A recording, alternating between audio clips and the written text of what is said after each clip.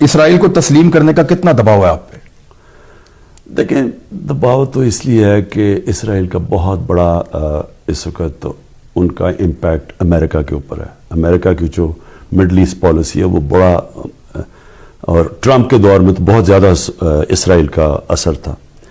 अब हमारे लिए तो, मेरे लिए तो कभी ये सोच में दूसरी सोच आई नहीं कि हम इसराइल को इसलिए तस्लीम नहीं कर सकते क्योंकि पाकिस्तान का तो एक हमारे कायद आज़म का मौक़िफ़ चला आ रहा है, जब तक कि फ़लस्तीनियों को उनका एक जस्ट सेटलमेंट, यानी कि एक ऐसी सेटलमेंट नहीं होती जो कि उससे वो मुतमईन होते हैं, हम उसको तस्लीम नहीं कर सकते। लेकिन दबाव है आप पे, ये दबाव आप पे गैर मुस्लिम ममालिक डाल रहे हैं या मुस्लिम ब्रदर ममालिक भी कह रहे हैं कि करो?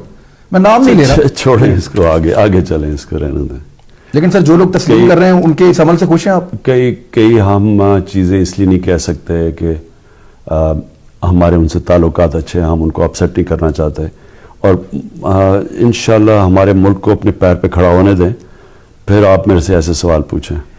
About Pakistan forming relations with Israel, and we know the winds of change are blowing through the Middle East. Is this in the cards, and why?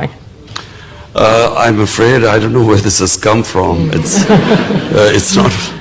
Pakistan has a very straightforward position, and it was a founder of Pakistan, Qaid Azam, Muhammad Ali Jinnah, who was very clear that, there has to be a just settlement, a homeland for Palestinians, before Pakistan can recognize Israel. ये कभी भी accept नहीं कर सकता। हम कभी Israel को recognise नहीं कर सकते जब तक फलस्तीनियों को उनके हकूक ना मिले। और दूसरी चीज, एक पाकिस्तान एक डेमोक्रेटिक सोसाइटी है, हमारे पब्लिक का क्या राय है? आप कभी भी ये पाकिस्तान की जो एक डेमोक्रेटिक सोसाइटी में आप एक्सेप्ट नहीं कर सकेंगे। वो सारी कौम फलस्तीनियों के साथ खड़ी है, वो चाहती है कि उनके हकूक मिले। राइट सर, क्या एक खबर ये आ रही है कि कोई गवर्नमेंट की कैबिनेट से कोई मिलने इजराइल तेल अवीव में गया है, ऐसी कोई बात है? कोई मुलाकात हुई है?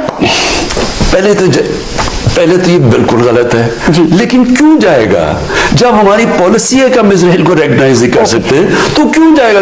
वो वजीर ने जाके वहां क्या करना है? ये बिल्कुल। हफ्ते आपने देखा कि यूएई के बाद बहरीन ने इजराइल को एक्सेप्ट कर लिया, ओमान ने उसको वेलकम किया, लग रहा है कि ओमान भी एक्सेप्ट कर लेगा। आपकी जो पोजीशन है कि हमने एक्सेप्ट नहीं करना, वो नॉर्म है, आप कई दफा उसको कह चुके हैं, लेकिन पाकिस्तान के स्टेट इंटरेस्ट में क्या ऐसा नहीं है कि हम ये देखें कि हमारी नॉन रिकग्निशन भी एक लेवरेज की हैसियत रखती हो इस पूरी मिडिल ईस्टर्न इक्वेशन में?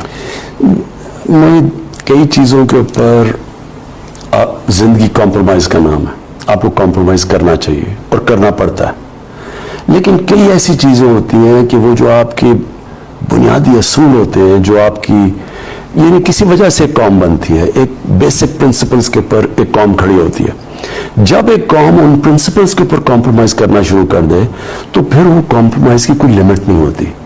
जो भी कौमें इस वक्त कर रही हैं, देखिए मैं कोई कमेंट नहीं करूंगा क्योंकि हर मुल्क की अपनी फॉरेन पॉलिसी होती है, उनके अपने मफादात हैं, उनकी अपनी मजबूरी है। हमारा सिर्फ एक सोच होनी चाहिए कि फलस्तीन के जो लोग हैं, जो उनके ऊपर जुल्म हुए हैं, जिस तरह की मुश्किलात उन्होंने बर्दाश्त, जिस तरह वो रह रहे हैं, क्या उनकी जमीन किधर से शुरू हुई और सुकड़ के किधर रह गई है, उनका क्या फ्यूचर है? देखें, जब फलस्तीन के लोग सेटिस्फाई हो जाए कि जी एक जस्ट सेटलमेंट है, हमें मान लेना चाहिए, लेकिन इस वक्त अगर फलस्तीन के लोग बेचारे इतने ऑब्जेक्ट कर रहे हैं, जो भी कोई रिकॉग्नाइज करता है इसराइल को, तो सबसे ज्यादा शोर तो फलस्तीन के लोग मचाते हैं।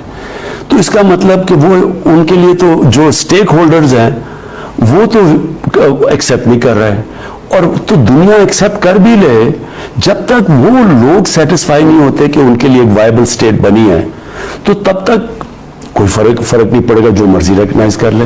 असल में तो जब तक एक मुनसिफाना सेटलमेंट नहीं होती पैलेस्टाइन की इजराइल के साथ, तब तक कोई फर्क नहीं पड़ेगा रिकग्निशन का दुनिया का। हमें खड़ा होना चाहिए, इसलिए कि हमारे कायद आज़म मोहम्मद अली जिन्ना ने, उनकी आप स्टेटमेंट्स पढ़ लें, उन्होंने शुरू से खड़े थे